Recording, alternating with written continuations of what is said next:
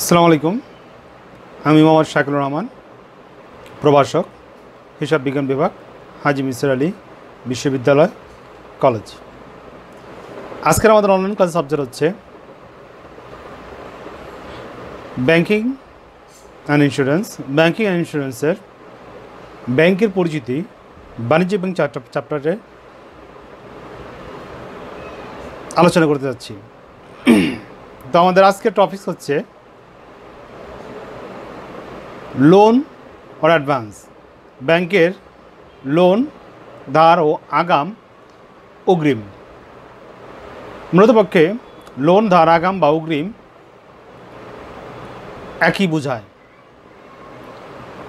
ব্যক্তিগত জীবনে কিংবা ব্যবসায়িক জীবনের ক্ষেত্রে যে কোনো সম্পত্তি নগদে ক্রয়ের ক্ষেত্রে আর্থিক সঙ্গতি বা ক্ষমতা না থাকলে উক্ত সম্পত্তি অর্জন করা, ব্যবহার করার প্রয়োজনীয়তা অনুভূত হয়।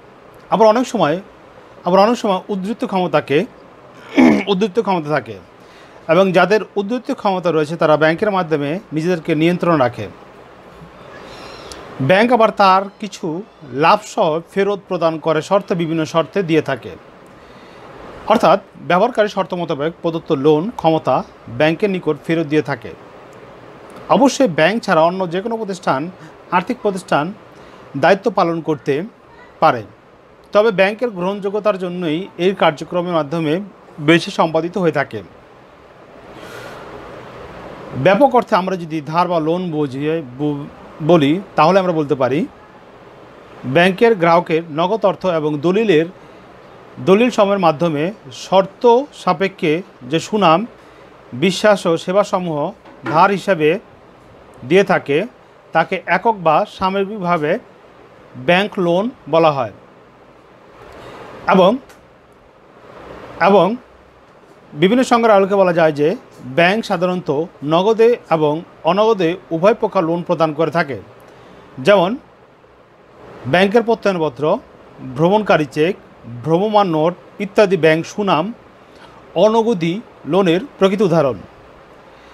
ব্যাংকের লোন বা আগামের কয়েকটি সংজ্ঞা এখন আলোচনা করা হচ্ছে। Dictionary of banking of finance এর মতে the lending of sum of money by the lending to borrower to be repaid with certain amount of interest. অর্থাৎ একজন লোনদাতা কর্তৃক লোন গ্রহীতার প্রদত্ত সুদে পরিশোধযোগ্য একটি নির্দিষ্ট পরিমাণ টাকাকে লোন বলে।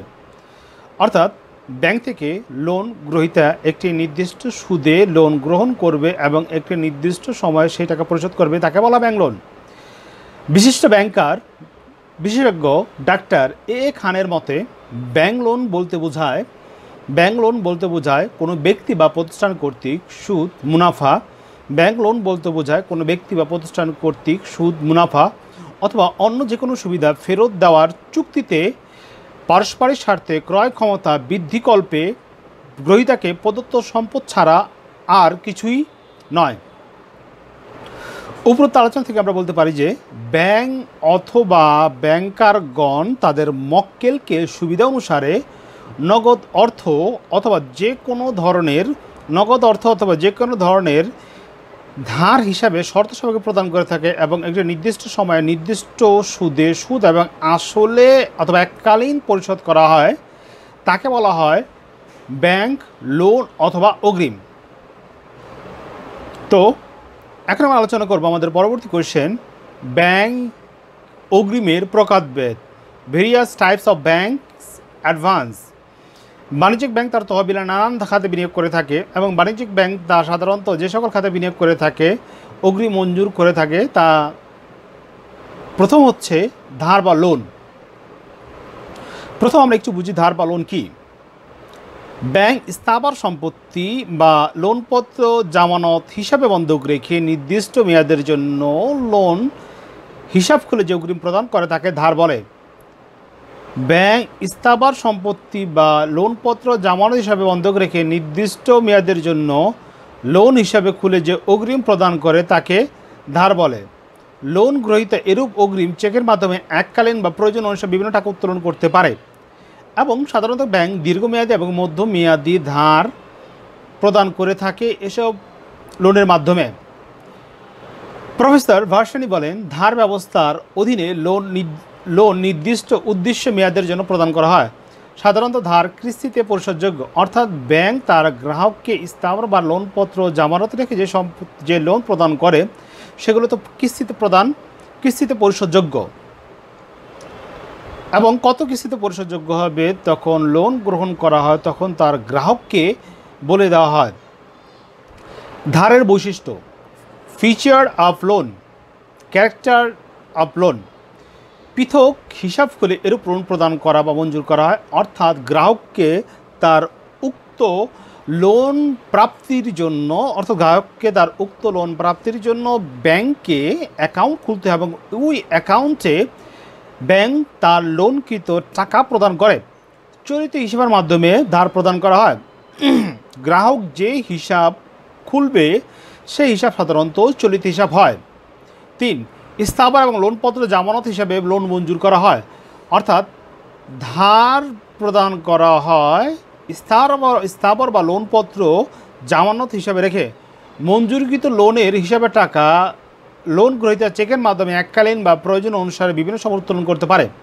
অর্থাৎ মঞ্জুরকৃত লোন গ্রহীতা ইচ্ছা করলে সম্পূর্ণ টাকা একসাথে তুলতে পারে, অথবা পর্যায়ক্রমে কিস্তিতে বা অল্প অল্প পরিমাণ কী করতে পারে, ব্যাংকের অ্যাকাউন্ট থেকে তুলতে পারে। এরূপ লোনের সুদের হার বেশি থাকে এবং এই ধরনের লোনের ক্ষেত্রে অর্থ এককালীন পরিশোধ করতে হয়, অর্থাৎ লোন প্রাপ্তির সময় তাকে এককালীন একটি টাকা ব্যাংকে ডিপোজিট করতে হয় এবং এই ধরনের লোনের ক্ষেত্রে লোন হিসাব বন্ধ হয়ে যায়। অর্থাৎ লোনের অর্থ সুদ সহ পরিশোধের সাথে সাথে এই ধরনের লোনের যে বিপরীতে যে অ্যাকাউন্ট খোলা হয়েছিল সেটা বন্ধ হয়ে যায়। সাধারণত এই ধরনের লোনের সুবিধা কী? লোন গ্রহীতা এককালীন বা প্রয়োজন অনুসারে বিভিন্ন সময় চেকের মাধ্যমে টাকা উত্তোলন করতে পারে এবং এই ধরনের লোনের সুদের পরিমাণ কম হয়ে থাকে এবং সহজে এই ধরনের লোন সংগ্রহ করতে পারে। উপযুক্ত জামানতের বিপরীতে ব্যাংক লোনের টাকা যদি মনে করে লোন গ্রহীতা টাকা প্রদান করতে না পারে তখন এই ধরনের লোন প্রদান করে থাকে এবং এই ধরনের লোনের অন্তর মূল্যায়ন ব্যবস্থা থাকে। লোন খেলাপি লোন শনাক্তকরণ এবং তাদের ব্যবস্থা নেওয়া যায়, এটি হচ্ছে আরেকটি সুবিধা। এবং সাধারণত লোনের মাধ্যমে ব্যক্তিগত ভোগ এবং গৃহস্থলী উদ্দেশ্যে এই ধরনের লোন গ্রহণ করা হয়ে থাকে। এবং লোনের অসুবিধাগুলো কি, ধারের অসুবিধাগুলো কি? Disadvantage of loan. সাধারণত জামানতের বিপরীতে লোন মঞ্জুর করা হয় বিধায় উপযুক্ত জামানতের অভাবে লোন গ্রহণ করতে পারে না, অর্থাৎ গ্রাহক যেই পরিমাণ লোন ব্যাংক থেকে সংগ্রহ করতে চাচ্ছে যদি সেই পরিমাণ বা তার অধিক জামানত ব্যাংকের কাছে প্রদান করতে না পারে অথবা তার অভাব থাকে তখন ধার বা লোন থেকে গ্রাহক বঞ্চিত হয়ে থাকে। এই ধরনের লোন একসাথে পরিশোধ করতে হয় বিধায় অনেক সময় লোন গ্রহীতা লোন পরিশোধ কষ্টসাধ্য হয়ে যায়। এই ধরনের লোনের ওপর অব্যবহৃত লোনের উপর সুদ প্রদান করতে হয়, অর্থাৎ গ্রাহক লোনের টাকা ব্যবহার করুক বা না করুক, যেই পরিমাণ টাকা গ্রাহককে মঞ্জুর করা হয়েছে ওই পরিমাণ টাকার উপর গ্রাহককে সুদ প্রদান করতে হয় ধারের ক্ষেত্রে। সাধারণত গৃহের লোনের টাকা কোনো উদ্দেশ্যে ব্যবহার করছে তদারকি করা ব্যাংকের পক্ষে সম্ভব হয় না। সাধারণত এই ধরনের লোনের টাকা কোন ক্ষেত্রে ব্যবহার করবে তা ব্যাংকের নিকট সম্ভব হয় না এবং এই ধরনের লোন পরিশোধের ব্যাপারে ব্যাংকের কঠোর তাগাদা দিয়ে থাকে। অর্থাৎ ধারের ক্ষেত্রে পরিশোধ করার ক্ষেত্রে ব্যাংক বিভিন্ন ধরনের তাগাদা দিয়ে থাকে। তো আমরা আজকে আলোচনা করলাম ব্যাংক লোন, ধার, আগাম বা অগ্রিমের সংজ্ঞা, ব্যাংক অগ্রিমের প্রকারভেদ। ব্যাংক অগ্রিমের প্রকারভেদের একটি পাঠ হচ্ছে ধার বা লোনের সংজ্ঞা, বৈশিষ্ট্য, সুবিধা এবং অসুবিধা। আমাদের আজকের ব্যাংকিং অ্যান্ড ইন্স্যুরেন্স ক্লাস এখানেই সমাপ্তি। পরবর্তী লেকচার দেখার জন্য আমন্ত্রণ রইল।